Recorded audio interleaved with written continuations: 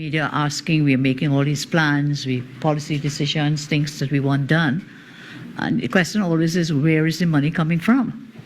I've shared with you some ways. There are other ways that we'll be. So I want to talk, as I say, about government rentals. This has caused a massive expenditure. Billions of dollars have been spent without transparency.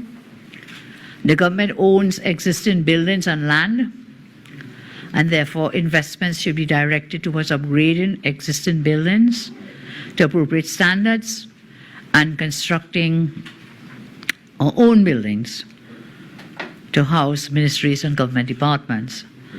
So what is happening? You have some landlords, we use the expression eater food landlords feeding from the trough of the state. The total rent paid for properties leased by government, rented by government from private landlords, the total spent in the last fiscal year alone, fiscal 2024, was $493 million. This is like dead money, because it's not like you're getting anything from it back. It's just like an investment of almost $500 million. That's $500 million we're talking about.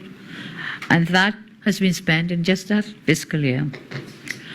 On the listings of the Ministry of Public Administration, on their master list. Are we okay? Yeah. The Ministry of Public Admin has a master list where we see what government is paying for rentals.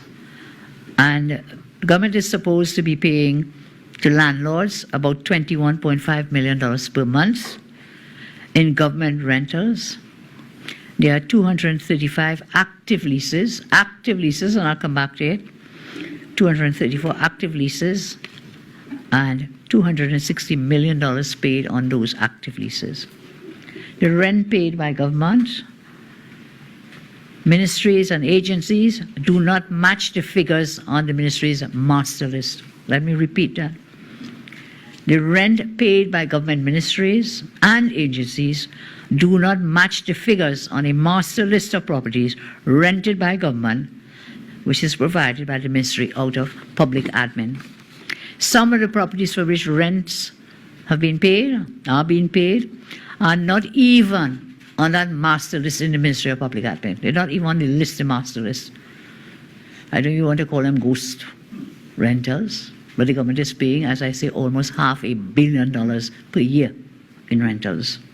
There are large differences between what was actually paid to property owners and what was supposed to be paid, according to the master list kept at the Ministry of Public Admin.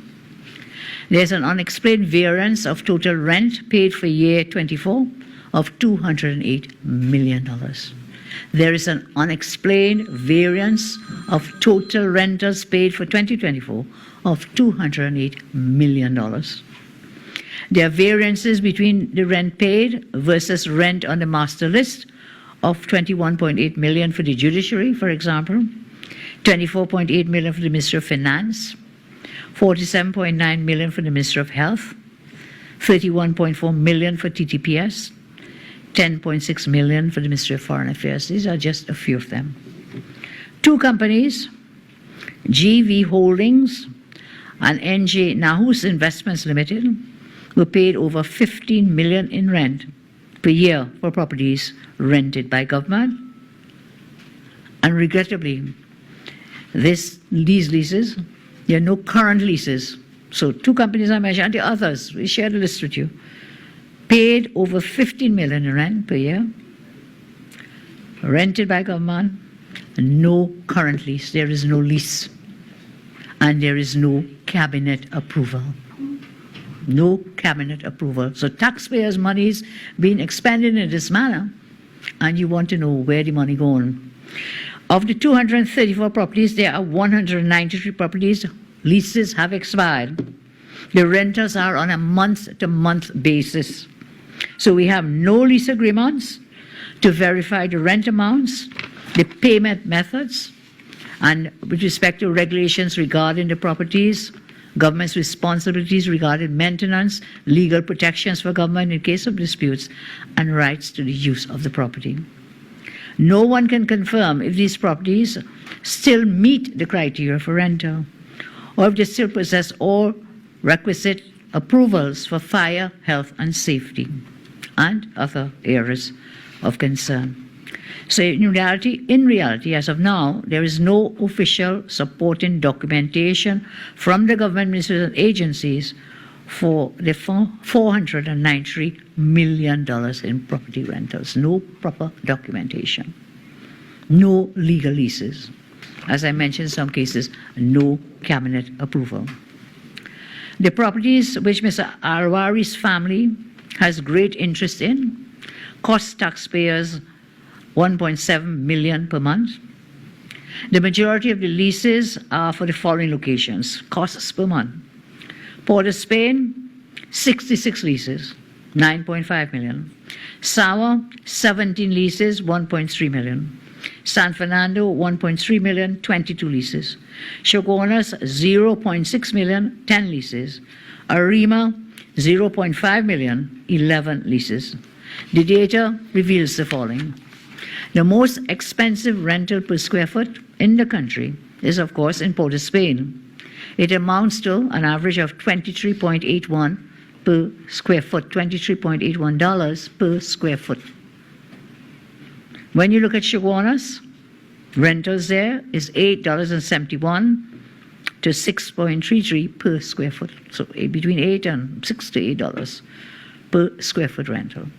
San Fernando, the rentals range from $12.71 to $3.06 per square foot. So a grave discrepancy, which you expect different places in the country.